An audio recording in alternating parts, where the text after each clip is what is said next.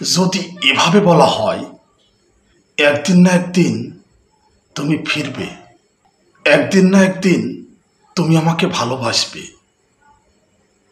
কখনো না কখনো আমি বড়লোক হব, একদিন না একদিন সে এখানে আসবে। স্টুডেন্টস, লক্ষ্য করেছ কিভাবে বাংলা বাক্যগুলো বললাম? হ্যাঁ, এই ধরনের বাংলা বাক্যগুলোকে তোমরা কিভাবে ইংরেজিতে রূপ দেবে, যদি ছোট্ট একটা স্ট্রাকচার তোমরা মনে রাখো, তাহলে এই ধরনের সকল বাংলা বাক্যগুলোকে খুব সহজে ইংরেজিতে রূপ দিতে পারবে।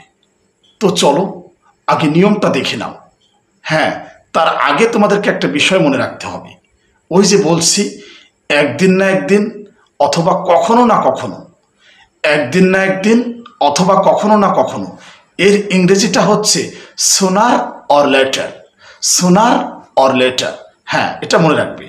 এবার নিয়মটা দেখো, সোনার অর লেটার প্লাস টেন্স অনুযায়ী অংশ। চলো এবার উদাহরণ প্র্যাকটিস করি। কখনো না কখনো তুমি আমাকে ভালোবাসবে, কখনো না কখনো তুমি আমাকে ভালোবাসবে। তাহলে কি হবে নিয়ম অনুযায়ী? Sooner or later you will love me, sooner or later you will love me.